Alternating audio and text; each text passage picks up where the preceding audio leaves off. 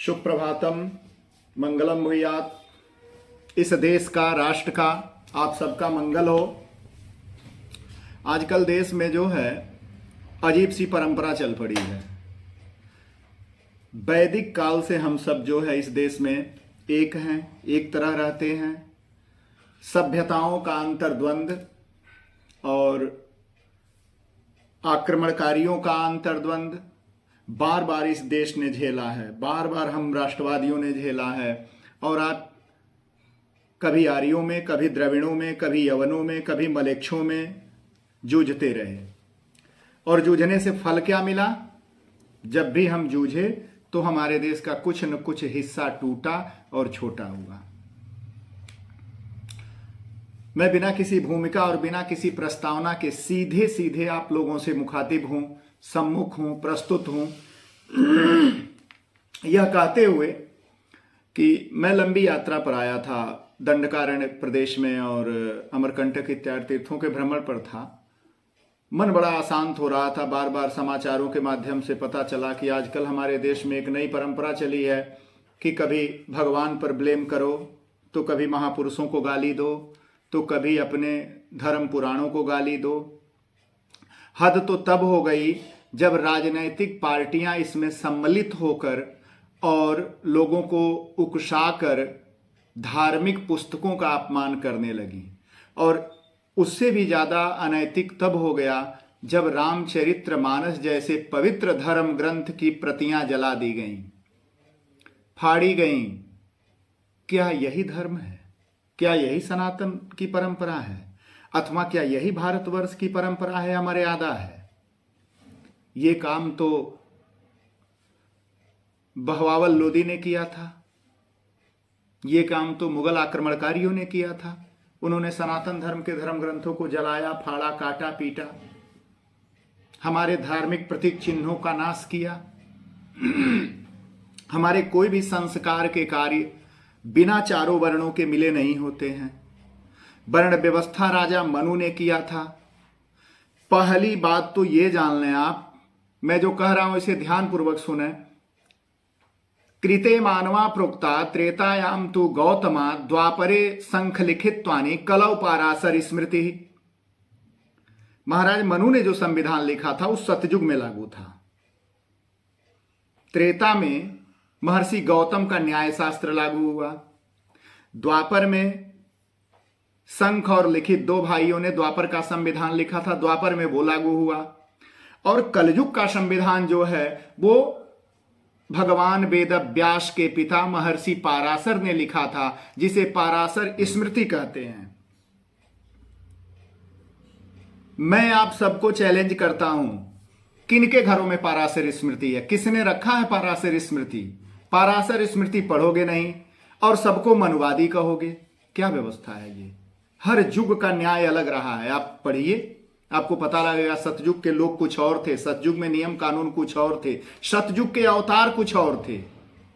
त्रेता में कुछ और हो गया, त्रेता की व्यवस्था कुछ और हो गई, वहीं द्वापर की व्यवस्था कुछ और हो गई और कलयुग की व्यवस्था कुछ और है। हर समय का संविधान, हर युग का न्याय और हर युग के अवतारवाद अलग रहे हैं, परिभाषाएं अलग रही हैं, पारिस्थितिक परिस्थितियां अलग रही हैं।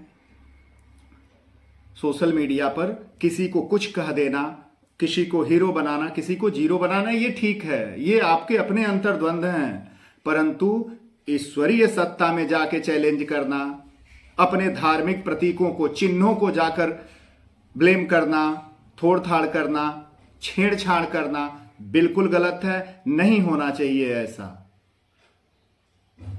ऐसा कभी नहीं रहा है। कुछ एक दो लोगों को छोड़ दें तो ऐसा कभी रहा नहीं है। पूरी सामंजस्यता है। मुट्ठी भर लोग, मैं उस समाज से पूछना चाहता हूं जो समाज कहता है कि हमारा दमन हुआ है। जितने लोग आदिवासी क्षेत्रों से या जो अपने को दलित कहते हैं उन क्षेत्रों से निकल कर आते हैं, बड़े बड़े अधिकारी बनते हैं, आईएएस बनते हैं, नेता बनते हैं, किसी ने अपने किसी एक भाई या जाति का कल्याण किया हो तो बता देना। किसी ने नहीं किया है, नहीं करते हैं, बैठना नहीं चाहते लोगों के साथ। वो क्रीमी लेयर में जीवन जीते हैं। और गांव के व्यक्ति से संबंध तक नहीं रखते, गांव में वापस जाना नहीं चाहते, नीचे जमीन पर बैठना नहीं चाहते। और जब तक आप सम नहीं होंगे, सबके साथ मिलेंगे नहीं, तब तक आप सम नहीं हो सकते। मैं एक आचार्य हूं और मुझे पता है हमें सबके घरों में जाना होता है। आप लोगों को पता है, लोग मोटा कंबल बिछा के बैठते हैं जजमान के आसन पर, और चूंकि आचार्य स्वस्थ होता है तो अक्सर उनके लिए एक पतला सा आसन बिछाया जाता है और उसी पर वो बैठ के सारे कर्म कांड की पूर्ति करता है। वहां कभी ऊंच नीच नहीं होता। जजमान भी हमारे समानांतर रहता है, हम भी समानांतर रहते हैं। फिर आप ऐसी इतनी गंदी सोच कैसे सोचते हो? आज हम देश में ऐसी स्थिति में आ गए हैं कि जातिवाद सत्य है या एक कल्पना है। मेरी कुछ चीजें मैं आपसे कहना चाहता हूं, आप सबसे पूछना चाहता हूं, जो भी लोग मुझे देख रहे हैं, और देखिएगा जरूर, क्योंकि मेरी बातें कड़वी हो सकती हैं पर यथार्थ हैं। हम भारतवासियों को विगत 70 वर्षों से एक राजनीतिक पार्टी दूसरे राजनीतिक पार्टी को नीचा दिखाने के लिए हमें बेवकूफ बनाती रहती है, और हम आप सब बेवकूफ बनते रहते हैं। ये आप जान लें। कहां है जातिवाद? मैं पूछता हूं, आप खुद बताएं। स्कूल में है? नहीं है। नहीं है स्कूल में जातिवाद। कॉलेज में है? नहीं है। हॉस्पिटल में है? नहीं है। प्राइवेट जॉब में है? नहीं है। मोबाइल खरीदने जाते हो, वहां जातिवाद है? नहीं है। आपके जेब में पैसा है तो आईफोन खरीदो, नहीं है तो नोकिया से काम चलाओ। आप देख लो, सिम कार्ड खरीदने जाते हो तो वहां जातिवाद नहीं है। Amazon, फ्लिपकार्ट आदि जगहों पर से कुछ भी लेते हो आप, वहां कोई जातिवाद नहीं है। बैंक, सरकारी बैंक हो या प्राइवेट बैंक हो, आर्थिक संस्थान हो, आर्थिक संस्थाएं हो, कहीं जातिवाद नहीं है। राशन की दुकान, नाई की दुकान, दूध की दुकान, किराने की दुकान, परचून की दुकान, कपड़े की दुकान, कहीं नहीं है आरक्षण। माल में कहीं जातिवाद नहीं है। रेस्टोरेंट में, ढाबा पर, चाय की दुकान में कहीं जातिवाद नहीं है। आप बताएं, होटल में ठहरते हो, कहीं जातिवाद है? बस में सफर करते हो, ट्रेन में सफर करते हो, प्लेन में सफर करते हो, कोई जातिवाद नहीं है, वहां सिर्फ महिला पुरुष है। श्मशान में है कोई जातिवाद? घर खरीदते हो, मकान खरीदते हो, बंगला खरीदते हो, गाड़ी खरीदते हो या बेचते हो, कोई जातिवाद है वहां? नहीं है ना। सब्जी मंडी में जाते हो, क्या सब्जी वाला आपकी जात पूछ के सब्जी देता है? कभी नहीं। उसे सब्जी बेचनी है, आपको खरीदनी है। त्योहार मनाने वक्त कभी जात नहीं पूछते। तो कहां है जातिवाद? जातिवाद कहां है आप बताइए। आप तुलसीदास जी को गाली देने से जातिवाद की बात करते हो। मैं उनका वंशज हूं, गोस्वामी तुलसीदास जी का, और मैं कहता हूं कि उन्होंने कहीं कुछ भी ऐसा नहीं लिखा है। भगवान के समर्थक हैं, भगवान में विलीन हैं। जो शब्द आते हैं जिनको लेके आप आपत्ति जता रहे हैं, वो समुद्र का वाक्य है। जब भगवान लंका पर चढ़ाई करने के लिए 3 दिन बैठ के समुद्र की पूजा करते हैं, तो समुद्र ने वो शब्द कहा था। और समुद्र रामायण में एक खलनायक का पात्र है। तो आप कैसे ये सब बातों को कह सकते हो? मैं बताता हूं जातिवाद कहां कहां है। खत्म कर सकते हो तो करो। सरकारी नौकरी में है जातिवाद, सरकारी पढ़ाई में है जातिवाद, सरकारी लाभ लेने की बात आती है तो जातिवाद है। आरक्षण के रूप में जातिवाद है। अगर वो खुद को आप हरिजन कहते हैं या कोई अपने को दलित कहता है तो उसे सरकारी नौकरी मिलती है। अगर वहां से हटके आपको कोई ये शब्द कह दे तो उसे सजा हो जाती है। क्या न्याय है ये? इससे बड़ा और क्या विरोध और अतिक्रमण हो सकता है सभ्यता का या संविधान का? आप बताइए। अब समझे आप जातिवाद कहां है? मैं आपको चुनौती देता हूं, 4 ऐसे सवर्णों का नाम बता दीजिए जिन्होंने किसी दलित का शोषण किया हो। बड़े जो एम्पायर रहे हैं, बड़े बड़े, किसी ने नहीं किया। आपके पास नहीं मिलेगा, इतिहास ढूंढते रह जाएंगे। रामायण लिखने वाले भगवान वाल्मीकि दलित थे। उनकी पूजा होती है, भगवान मानते हैं हम सब। उन्हें प्रचेता का 10वां पुत्र मानते हैं। महाभारत लिखने वाले वेदव्यास एक मछोदरी मालाही के गर्भ से उत्पन्न हुए थे। आज की परिस्थिति में वे दलित हुए। हम उन्हें भगवान मानते हैं। व्यासम वशिष्ठ नप्तारम करके उनकी पूजा करते हैं। और तो और भगवान श्री राम, जिनके ऊपर जो रचना लिखी गई है, गोस्वामी दास जी ने कितना न्याय किया है ये तो देखते। भगवान श्री राम दलित अर्थात आदिवासी भीलनी देवी शबरी के जूठे बेर खा रहे हैं। भगवान जूठा बेर खाया उन्होंने। श्री कृष्ण के सबसे प्रिय मित्र सुदामा बहुत गरीब थे, भगवान ने उनको गले लगाया। केवट निषाद राज ये भगवान राम के मित्र थे, बनवासी भगवान राम के मित्र थे।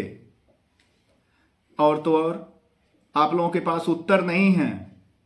दुनिया का सबसे बड़ा और धनी मंदिर है तिरुपति बालाजी, और भगवान बालाजी के तिरुपति में दलित पुजारी है। और तो और पूर्वांचल के तरफ बढ़ेंगे, बिहार की राजधानी है पटना, और पटना का सबसे प्रसिद्ध मंदिर है हनुमान मंदिर, और वहां भी दलित पुजारी रहता है।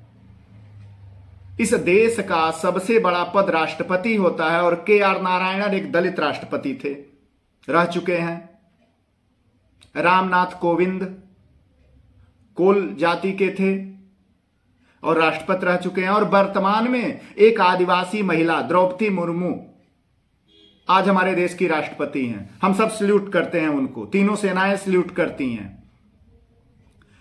और तुम लोग जातिवाद की बकवास चला रहे हो 70 सालों से। ये जो भी जातिवाद की बकवास चलाते हैं ये कभी अपनी जाति का भला नहीं सोचते। ये सिर्फ उन राजनीतिक पार्टियों के पिट्ठू होते हैं जो पैसा खाते हैं, चापलूसी करते हैं और गीत गाते हैं, और देश को तोड़ते हैं, संविधान को तोड़ते हैं, देश को गाली देते हैं और देश में आग लगाते हैं, बेवकूफ बनाते हैं। 70 साल से एक ही गाना गाते हैं, जातिवाद जातिवाद जातिवाद।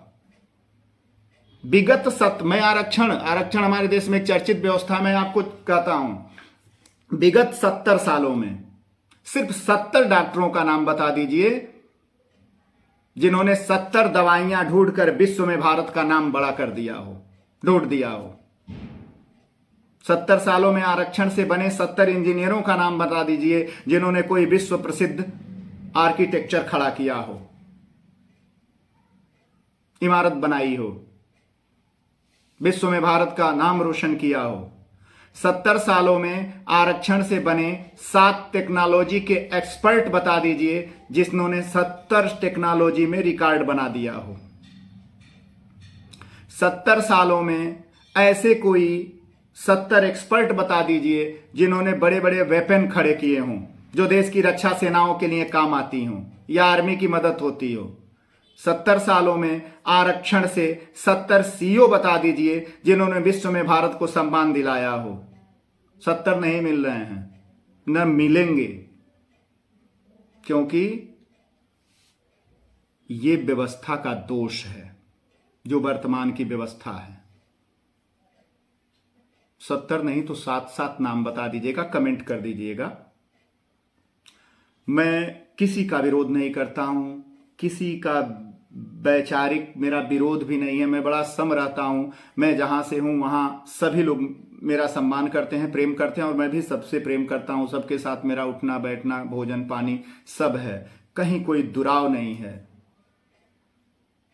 किसी से दुराव नहीं है। ये तो दिमाग में बार बार ये तथा कथित बुद्धिजीवियों की बात सुन सुन के मेरे भाई दिमाग पक गया था। फिर मैंने कहा कि मैं चलो कुछ चीजें संग्रह करता हूं और आप लोगों तक पहुंचाता हूं। 7 लोग भी नहीं मिलेंगे, क्योंकि बैसाखी के भरोसे बहुत देरी तक खड़ा नहीं रहा जा सकता। खड़ा स्वयं के पैरों पर रहना पड़ता है। 50% आरक्षण के जरिए पढ़ा हुआ व्यक्ति विदेश में क्या नाम रोशन करेगा, आप बताओ? क्योंकि उनको तो 95% चाहिए।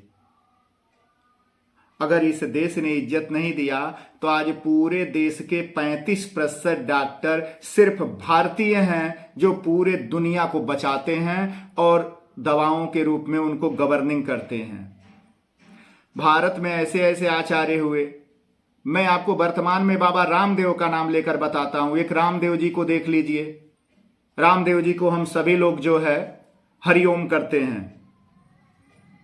राम जी जाति से यादव हैं, पर वो जब सन्यासी हो गए तो सन्यासी होते ही उनकी जाति बदल गई, वो अच्युत गोत्र के हो गए। अब वो यादव नहीं रहे, हमारे लिए बाबा हो गए।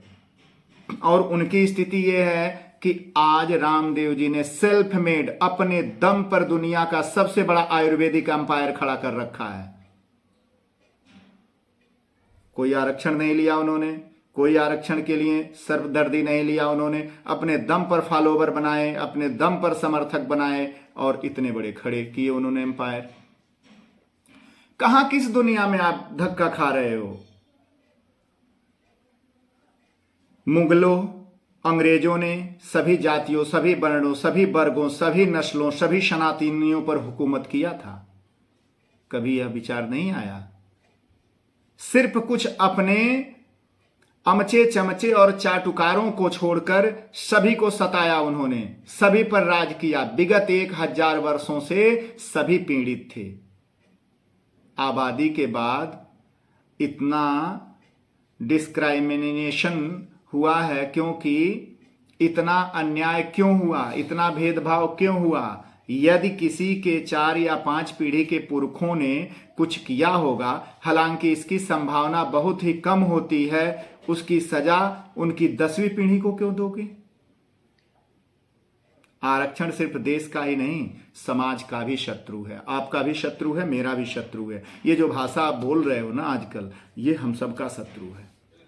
हम इससे हमारे देश का, समाज का, दुनिया के सामने सिर्फ बेइज्जती होती है और कुछ नहीं होता। हम जाति को लेके, अपनी धार्मिक पुस्तकों को लेके गली कूचों में लड़ते फिरते हैं, सिर्फ फुटौल करते रहते हैं। ये क्या है? हमारा देश और हमारा समाज देश दुनिया के सामने घुटने टेक रहा है ऐसे लोगों के कार्यों से। ऐसा नहीं होना चाहिए। हम 50% वाले लोगों को बड़ा पद दे देंगे और 95% वालों को विश्व सम्मान देता है। इसलिए आपके सामने पारसी बंधु हैं, बाबा रामदेव हैं, बाटा वाले लोग हैं, और जिस समाज की बात करते हैं उस समाज ने भी व्यापार खड़ा किया है। आरक्षण को छोड़ के भी उन्होंने बड़े बड़े अंपायर खड़े किए हैं। तो इसलिए आप सब राष्ट्रवादी बंधुओं से और इस देश के प्रत्येक नागरिक से मेरा हाथ जोड़ के निवेदन है कि अपने धार्मिक प्रतीकों की रक्षा करो। आप स्वतंत्र हैं कुछ भी करने के लिए, अपने धार्मिक, व्यवहारिक, दैनिक कार्यों के लिए, पर अगर आप अनावश्यक रूप से धार्मिक चिन्हों का अतिक्रमण करते हैं, उनके साथ छेड़छाड़ करते हैं, गाली गलौज करते हैं, किसी एक विशेष जाति को लक्ष्य करके गाली देते हैं, गलत है। ऐसा मत करिए। आपके बच्चे बड़े होंगे और वो उनके ऊपर भी जो है उसका दोष परिणाम आएगा। मेरा इतना ही कहना था। वीडियो थोड़ी लंबी हो गई है, पर कोई बात नहीं, आप लोग धैर्यपूर्वक देखिएगा। अच्छा लगे तो इसे आगे भी बढ़ाइएगा अपने इष्ट मित्रों के पास, और अपने विचारों को जरूर लिख दीजिएगा। मैंने कोशिश किया है कि जो भी सहजता से आप लोगों तक पहुंचा सकूं पहुंचाऊं, क्योंकि जो किया गया ये गलत है, ऐसा नहीं होना चाहिए। और एक अच्छे समाज का, एक सभ्य समाज का, एक संस्कारित और शिक्षित समाज का परिचय देते हुए हम सबको मिलजुल के आगे बढ़ना चाहिए, जिससे हमारी आने वाली पीढ़ी और आने वाले बच्चे सफल हों, विश्व में इस देश का नाम हो, हम विश्व गुरु बने। आप सबको बहुत बहुत धन्यवाद, बहुत बहुत शुभकामनाएं। धन्यवाद।